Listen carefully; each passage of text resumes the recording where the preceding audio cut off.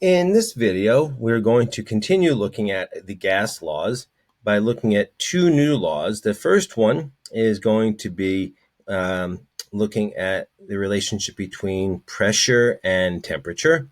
And the next one we're going to look at is going to combine the three gas laws so far into one combined gas law.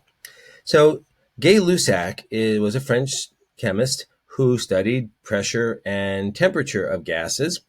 And if you remember from kinetic molecular theory, as Gay-Lussac found, as the temperature went up, so let's get my pen. As the temperature of a sample goes up, the speed of the particles is going up. And so the force and the number of collisions goes up. So the numerator here is going to go up. Now, if we keep area constant, keeping the volume constant, then the pressure has to go up as the volume remains constant. And that's what we see at the right. So at a temperature of 200 Kelvin and a pressure of 1 atmosphere pressure, to keep the volume constant, at 0.5 liters, if we double the temperature, then we have to double the pressure in order to keep the volume constant. And this would be the same thing as me taking one of those syringes and heating it up and keeping the pressure constant on top, or to keep the volume constant, I'd have to keep some pressure up on the top. Now, what this means, as temperature goes up, the pressure goes up, or as the temperature goes down, the pressure goes down. And this is a direct relationship, so these are directly proportional, just like volume and temperature were. And so that gives us that P is equal to some K times T. That K, again, is that random constant that doesn't really mean anything to us. Or rearranging, it gives us that P divided by T is equal to the K, which is going to be the slope of the line that we draw. As before, all gases, let me scroll up, all gases, as you cool them down. Now, you couldn't get down past a certain temperature because all gases do liquefy, but we extrapolated the line down, and we find that all gases under all conditions, that's going to be a bad line, are going to extrapolate down to that negative 273 degrees Celsius, which we then convert over to 0 Kelvin.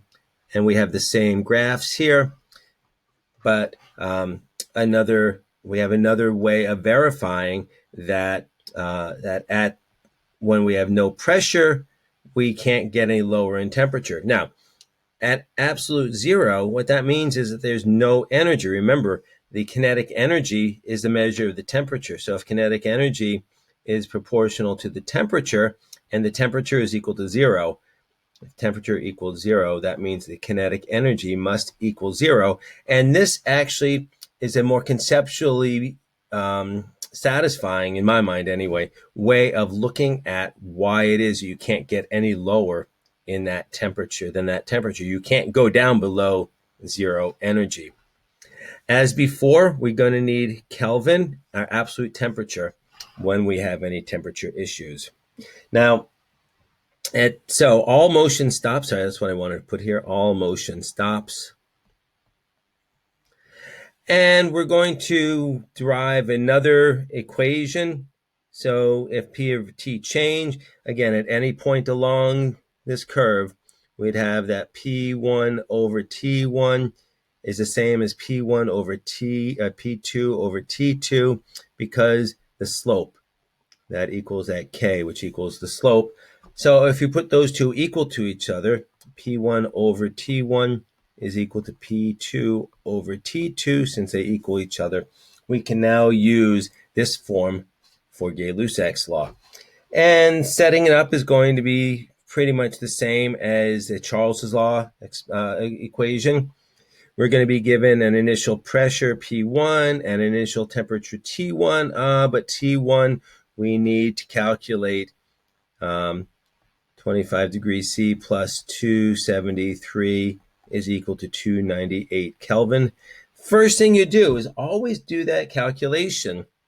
And what's the temperature in Celsius going to be at our new P2? So we have our equation, and as you saw in the way I solved and showed you how to do this in class earlier, since we're solving for T2, let's swap across the diagonal. This will be easy to do. Swap that across the diagonal, and we'll get that T2 over T1 is equal to P2 over P1. Now look, when you see that, you can see that there's a direct relationship that if the T goes up, then the P is also going to go up. But we're not going to do it that way. What we're going to do now is we want to get T2 by itself, so we're going to multiply both sides through by T1. So bring that T1 up here, and we get that T2 is equal to P2 over P1 times T1.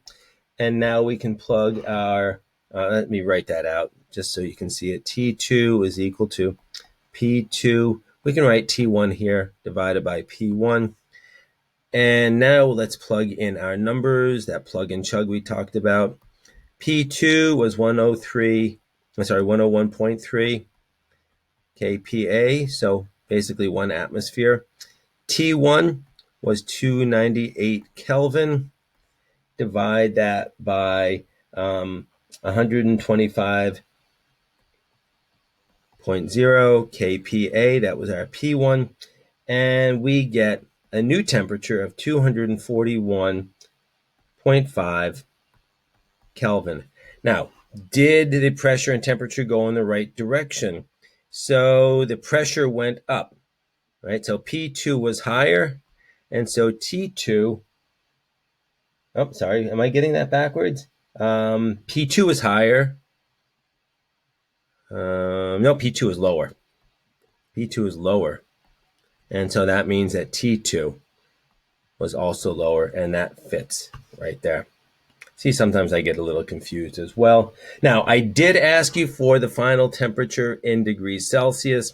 So the temperature is equal to 241.5 K. Now we subtract that 273, and we get negative 31. I'm going to put the 0.5 degrees C in there, and that's our final temperature.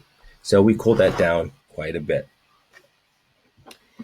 Now, at this point, recall that we have 3 gas laws. And in the 3 gas laws, we usually kept one thing constant. And in the Lussacs Law, we kept the number of moles and we kept the volume constant. So now we can combine all 3 of these into one combined gas law. And in the combined gas law, you see the P times the V, that inverse relationship of P times V. We see V divided by T, the direct relationship in Charles's law. And we see the P over T, that direct relationship we just saw in Gay-Lussac's law. Now the only thing we're keeping constant is the number of moles of gas. And so this is a way of dealing with changes in those 3 variables as we go through this equation, as we go through these problems. Now, it's really easy to get the 3 gas laws. So this is what's on your reference chart. And so it's really easy to get the other 3 equations out of the ideal gas law, the combined gas law, by holding constant one of the variables and seeing what that does to the equation. So for instance, if we hold temperature constant, T1 equals T2, if T1 equals T2, we can cross them off. They don't belong, they're not going to do anything. They'll cancel out. And we're left with Boyle's law. If we hold pressure constant, then P1 equals P2. Those cancel out, and that leaves us with Charles's law. And if up above, as we did, we hold the volume constant, those are going to cancel out. And so we're left with Gay-Lussac's law. So that's just a quick and easy way when it comes to quiz and test on this, you will not be given each of the individual gas laws. You will only be given the combined gas law, and that's how you're going to get the individual gas laws. Now, if you solve those problems using the combined gas law, as long as you didn't change what's supposed to be held constant, you should be okay. But you may not even be given that, so you should know that if you're not given a particular variable, so in any problem, any variable not given is unchanged. And so that would cancel out. Let's look at a typical PVT kind of problem. So if you are given the P, V, and T, you can change any two to find out how that affects the third. And so make sure you keep everything together. And I've done that very nicely for you here. Here's our first set of conditions. And notice I'm giving you Kelvin, so we don't have to worry about converting from Celsius to Kelvin during this time. So we got our P1, our V1, and our T1. And I want to know at a T2 and a P2, what is the new volume? So I'm looking for V2. So let's start with our equation.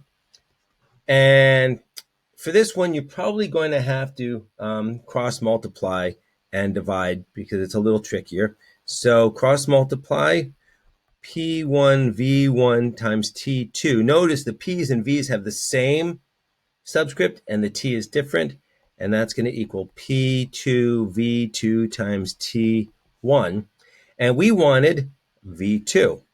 So let's divide through and find that V2 is equal to P1 V1 times T2 divided by, I'm going to put the P2 over here and the T1 over here just to show you that they are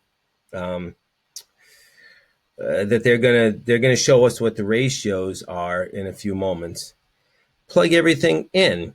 P1 0.75 atm, V1 0.30 liters, and T2 was 300 Kelvin. All that divided by P2 was 0.95 atm, and T1 was 150 Kelvin. So the atmospheres cancel out, the Kelvins cancel out. They're going to leave us with liters, which is what we want for a volume.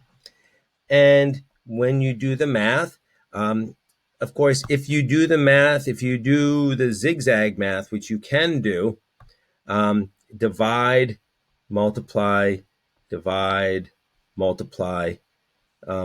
or just divide both by multiply across, divide, or you can do your numerator divided by the denominator. It should give you the same result either way. 0.47 liters is our new volume. Now, the volume did go up. The problem that we have in this question, in this particular problem, is that the P and the T are doing different things. The P went up and the T went down. I'm sorry, they both went up. My bad. They both went up. So the effect on V is complicated. Having the P go up, having P goes up should increase the volume. Oh my goodness, I'm getting that backwards. Having the P go up should decrease the volume. Some of you are yelling at me, right? And having the T goes up should increase the volume. And since it turned out that the change in T is greater than the change in P, this is about a 2/1, and over here, this is only about a, let's rough estimate, 0.75, call it 3/4. So it's not that big a change. And so since the change in temperature was a bigger effect, the volume went up.